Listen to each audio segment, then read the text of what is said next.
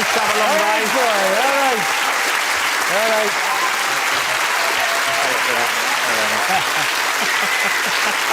You can come home with me if you want. Oh! That's very nice. You just said I could come Ladies and home. gentlemen, Mr. Phil Collins. Come on, let him know he's welcome here. There you go. Phil, great to have you here. Thank you. OK, and now you've not been in the public eye for a while now. I think it was about 6 years ago that you kind of edged away. I think you said you were retiring back then. Yes, I did say that. OK.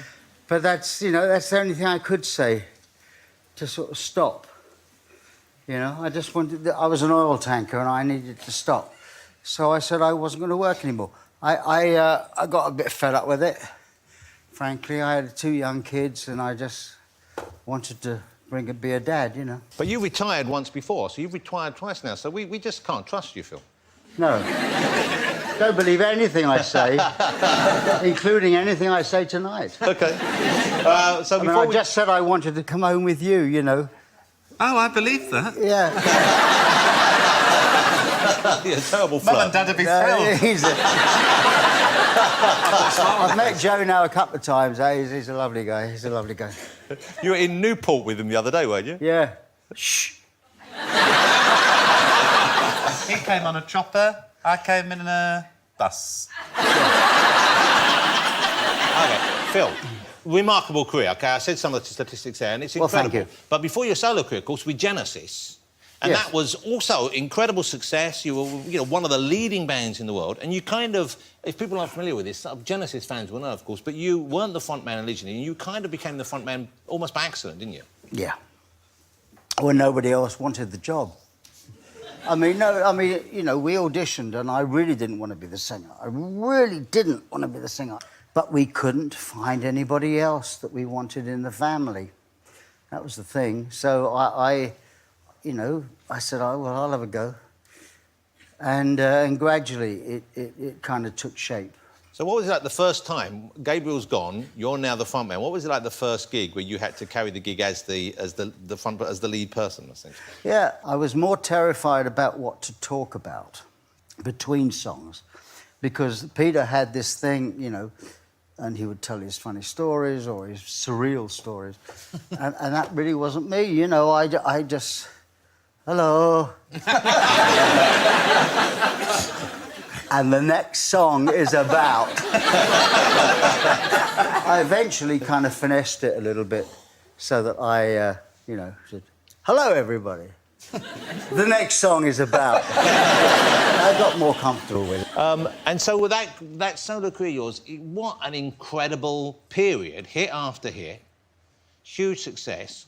Heaven knows how much money you made, but the money wasn't really the focus. It wasn't what was driving you, was it? It wasn't to have that success.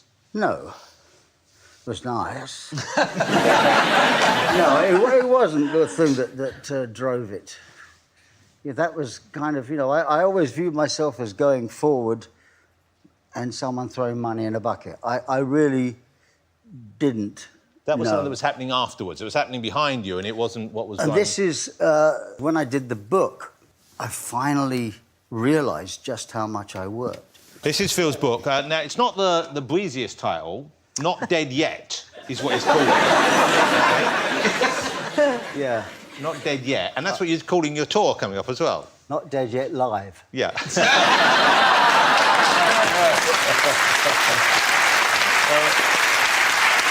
But you were saying... Slightly different. Slightly You were different. saying, so it was in the writing of the book that... And I guess you were examining what happened. I mean, well, because...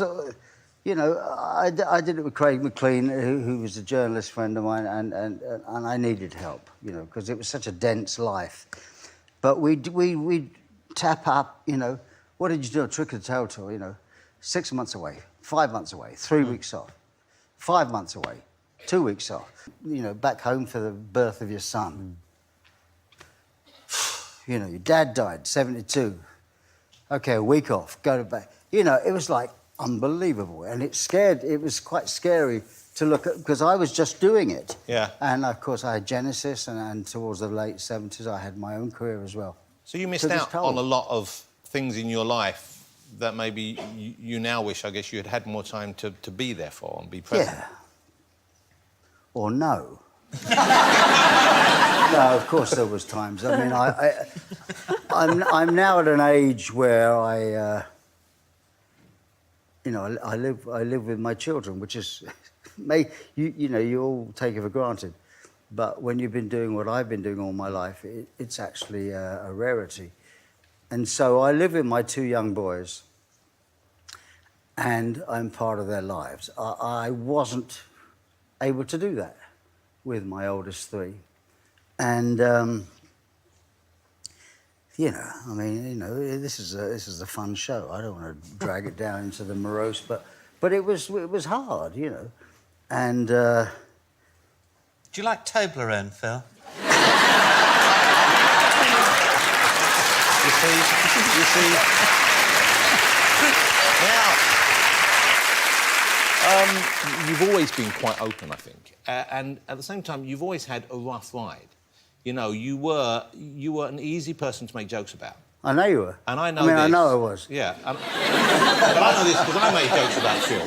And Phil spoke to me and said, why do you make jokes with me at the punchline? And I said, you know what, I don't know. Yeah. And you don't deserve and it. I appreciate that honesty, actually. But you were kind of an easy... I think it's because you were so successful. Yeah.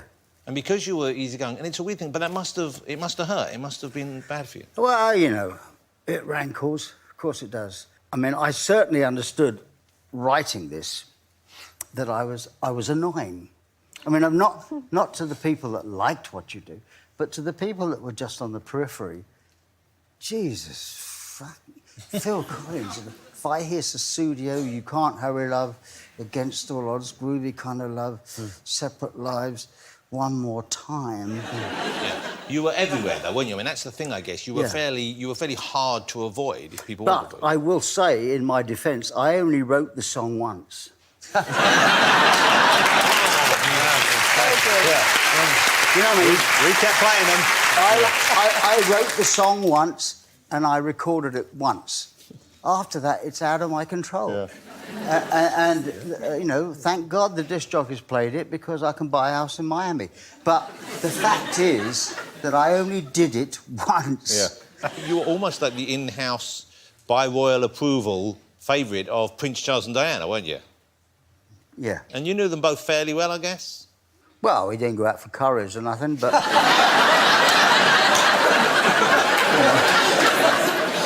I mean, I played at his 40th. I arranged his 40th birthday. And I played at her 30th.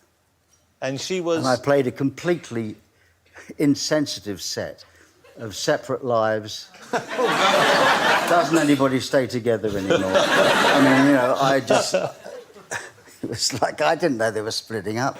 Maybe that's what did it for them. Maybe it was your set list that night. Could have been, But you see, it doesn't surprise me, you were talking earlier about this schedule you had and this crazy work schedule, but here you're doing Prince's Trust as well, you're doing birthday parties for people, but you're Phil Collins, you know what I mean? You're playing stadiums on your own and then you're doing someone's birthday party. It does seem like you almost couldn't say no to anyone. Well, you couldn't say no to Prince Charles, really. Yeah. I mean, we went to a Michael Jackson show at Wembley, and I was sitting behind him in the Prince, because I was a Prince's Trust trustee. And when Michael Jackson was playing something, and he turned around to me and said, "I'd like something like this at my party." Will you organise it? And you think, yeah. Of course, sir, yeah. You didn't organise Michael Jackson for the party, though, did you? No. I just found people that could play Michael Jackson songs. Yeah. Now, Phil is not the only talented drummer in the room right now. and John Thompson is also... You're a very gifted drummer, John. At least that's what you've told me. Yeah, I have told you. In the past, I have. How long have you drummed for? I've been playing 35 years. 35 years, which is nothing compared to Phil's 60. 60? I'm a junior. I'm an apprentice. Yeah. And I wonder whether you'd like to play... We thought we'd have a drum quiz for Phil. OK. And get you, if you don't mind, I'm going to give you a list of some popular drum solos to play here. So if you want to go over... If you want to hear it for John Thompson, ladies and gentlemen... Yes! He's going to go and get himself installed behind the drum kit. OK, John. Now... So, John, if you put the headphones on, we're going to play John. We're going to tell him what the track is and give him a guide. and he's going to play a very famous drum fill, I think they're called. And then, guys, you can tell me whether you can recognise the track and the artist, OK? OK. No, John! We're still chatting over it. We're still chatting. I know, we haven't finished chatting yet. He's so keen for it. Oh, John, take it away. Here we go. So, OK.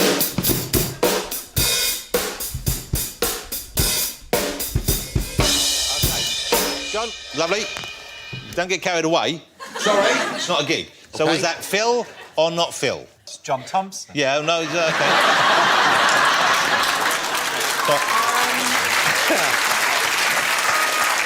It sounded like it could have come from quite a lot of songs, to say the least. Well, Phil, did you know what that was from? It wasn't me. No. Wasn't a Queen thing or something. No? I thought it was like We Will Rock You, but a bit faster. No. Here, let's hear it. This is the actual track, and you'll hear you did a good job. That's the point of the game.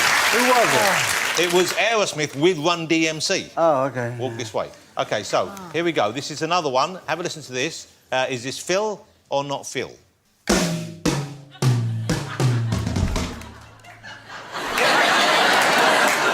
Phil or not Phil? They're saying Phil, OK. I don't think it was me. I'm going to go with the fact that Phil's next Well, to that's me. what you're not going to go first, Phil. You give them too big a I'm clue. sorry. OK, it might have been me. Have you changed your mind, Joe? I think it's EastEnders. I think it's It was EastEnders. To be fair, you didn't have the electric No, drums. to be fair, it wasn't exactly like EastEnders. Yeah. Let's have another one. Here we go. Phil or not Phil? Take it away, John. Yeah, Phil. That's an orange band in Belfast, isn't it? Well, let me think about that. Probably the most famous drum sound of all time, I think. Yeah. It's one of the most in popular music, for sure. That is. EastEnders. That was, of course. Let's hear the original. This is In the Air Tonight. Have a listen. Why do gorillas love that so much? I don't know. Okay, let's have another. Should we have another one from John, ladies and gentlemen? Yeah. Go on, John, take it away. He's just warming up. They're getting better.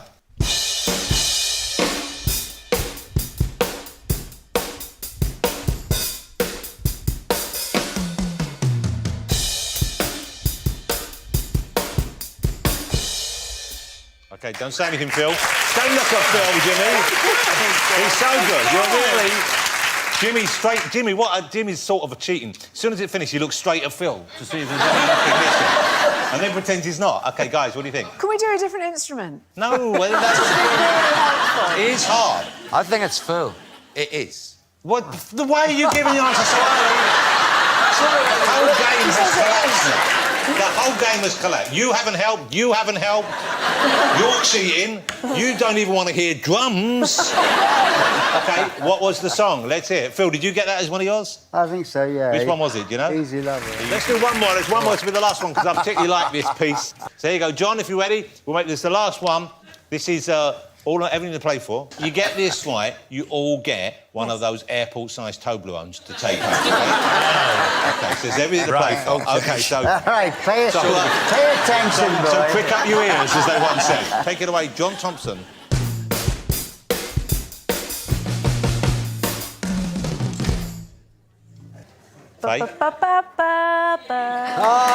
Yes, you got it. Greatest Summit Hawaii 5-0. Of course, you got it as well. Let's have a listen.